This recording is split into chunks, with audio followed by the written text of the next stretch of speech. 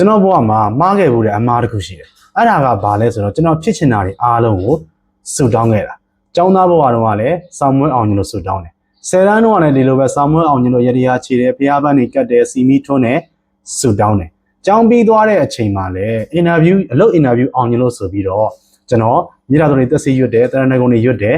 စုတောင်းတယ်ခုချိန်မှာကျွန်တော်အဲ့ဒါတွေဘာတစ်ခုမှမလုပ်တော့ဘာလို့လဲဆိုတော့စကားလေးတစ်ခုရဲ့အတိတ်ပဲကိုနားလည်သွားလို့အဲ့ဒီစကားလေးကကျွန်တော်တို့မြတ်စွာဘုရားကြီးကိုရောမြတ်ပြိဋိဘံဆံဃာနီမှာပြောခဲ့တဲ့အပ္ပမဒေနတီလံတမ္မာဒိဋ္ဌဆိုတဲ့စကားလုံးအဲ့ဒီစကားလုံးရဲ့အတိတ်ပဲကမမေ့မလျော့သောဇွဲလုံးလဝရိယနဲ့ကြိုးစားအားထုတ်ပါဆိုတဲ့စကားလုံးအဲ့ဒီစကားလေးရဲ့အတိတ်ပဲကိုကျွန်တော်သိသွားတဲ့အချိန်မှာကျွန်တော်အဆောင်တွေရရရာတွေဘေးဒင်းတွေနက်တွေဓာတ်တွေဘိုးတော်တွေဘာတစ်ခုမှကျွန်တော်အယုံကြည်မရှိတော့ဘူးကျွန်တော်ခန္ဓာကိုယ်ပေါ်ကလည်းဘာအဆောင်မှကျွန်တော်မဆွဲတော့ဘူးအခုအချိန်ထိအဲ့ဒီစကားလေးရဲ့အတိတ်ပဲကိုသိပြီးနောက်ပိုင်းမှာကျွန်တော်ကြံတဲ့ဗုဒ္ဓရဲ့တရားတော်တွေကိုလည်းသိကျင်စိတ်ပေါက်လာတယ်ဒါကြောင့်မလို့ကျွန်တော်လေ့လာတယ်လေ့လာလေဗုဒ္ဓကိုပို့ပြီးတော့ချစ်လာတယ်ပို့ပြီးတော့ကြည်ညိုလာတယ်ပို့ပြီးတော့ယိုသေးလာတယ်ပို့ပြီးတော့ဂုဏ်တော်ကိုးပါးကိုယင်ထဲမှာထည့်နိုင်လာတယ်တကယ်လေ့လာတဲ့အခါမှာဗုဒ္ဓရဲ့တရားတော်တွေကကျွန်တော်တို့ဘဝနေထိုင်မှုအတွက်အများကြီးအသုံးဝင်နေရတယ်ရှိတယ်ဥပမာပြောရရင်ဒီခံမှာမေတ္တာထားပါအထာယီထောနာထောလို့ပြောတယ်မကောင်းမှုရှောင်ကောင်းမှုဆောင်ဖြူအောင်စိတ်ကိုထားပါဆိုတဲ့စကားလုံးလေးအဲ့ဒီစကားတွေကကျွန်တော်တို့ဘဝနေထိုင်မှုမှာအများကြီး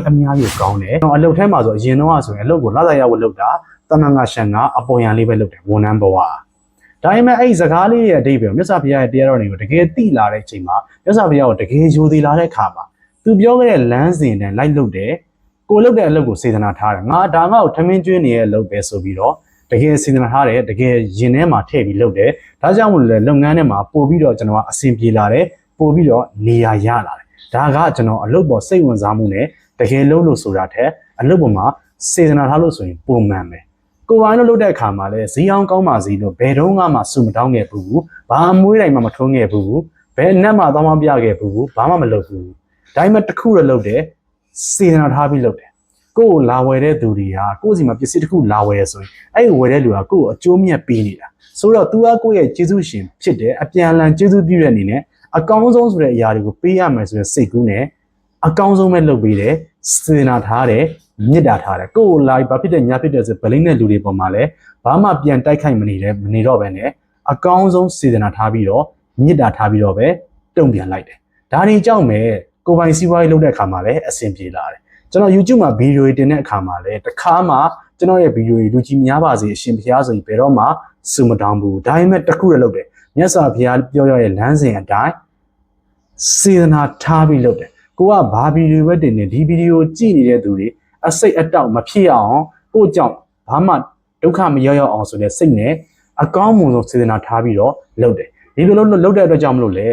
YouTube မှာလူမသိသူမသိဘဝကနေKH share ဆိုတဲ့နာမည်တစ်လုံးကိုရလာတယ်အခုတော့ကျွန်တော်ပြောချင်တဲ့အဓိကအကြောင်းရင်းကကျွန်တော်တို့ကဗုဒ္ဓမြတ်စွာဘုရားစီမှာစုတောင်းမှာမဟုတ်ပါဘူးဗုဒ္ဓချမှတ်ခဲ့တဲ့လမ်းစဉ်တွေအတိုင်းလိုက်လုပ်ကြမှာဖြစ်ပါတယ်ဗုဒ္ဓကဒီလမ်းကိုတော့ငါလျှောက်တယ်ဒီလမ်းကတော့ပန်းလေးနဲ့တာယာဖြောင်ပြပြီးတော့အင်မတန်လှတဲ့လမ်းဒါပေမဲ့ဒီလမ်းကိုလျှောက်ဖို့တော့ခက်ခဲတယ်ဒါပေမဲ့မင်းတို့လိုက်လျှောက်ကြလမ်းပဲပြခဲ့တာမဟုတ်ဘူးဒီလမ်းကိုဘလို့လျှောက်ရမယ်ဆိုတဲ့နီးလမ်းကိုပါပြောပြခဲ့တဲ့ပုံပေါ်ဖြစ်တယ်သူပြောပြရတဲ့လမ်းတွေတိုင်းရှောက်မယ်ဆိုရင်ကျွန်တော်တို့ဘဝတွေကဒီထက်ပိုပြီးတော့အဆင်ပြေမယ်ဒီထက်ပိုပြီးတာယာမယ်စိတ်ထဲရင်ထဲမှာလည်းပိုပြီးတော့အေးချမ်းလာမယ်သူကလမ်းကောင်းကိုပြောခဲ့တာမဟုတ်ဘူးလမ်းဆိုးကိုလည်းပြောခဲ့တယ်ဒီလမ်းကိုရှောက်ရမှာတော့လွယ်တယ်ဒါပေမဲ့မင်းတို့စိတ်ကိုမအေးချမ်းရဘူးဒုက္ခဘောင်းစုံရောက်မယ်တန်နေရတော့လည်းမကောင်းဘူးစတာတွေအားလုံးပြောပြခဲ့တယ်ကျွန်တော်တို့မှားနေတဲ့အမှားကဘာလဲဆိုတော့ကျွန်တော်တို့ကမြတ်စွာဘုရားနဲ့အပေးယူလုပ်နေကြတာများတယ်အပေးယူမလုပ်ပါနဲ့တော့အထူးချင်းကစပြီးတော့ကျွန်တော်တို့ဖျားပန်းကတ်တယ်ဆိုလဲကိုယ့်ရဲ့ဖျားစဉ်လေးကိုတက်ပယ်စီခြင်းနဲ့စိတ်နဲ့ပဲကတ်ပါနိဗ္ဗာန်ရောက်ခြင်းလို့ချမ်းသာခြင်းလို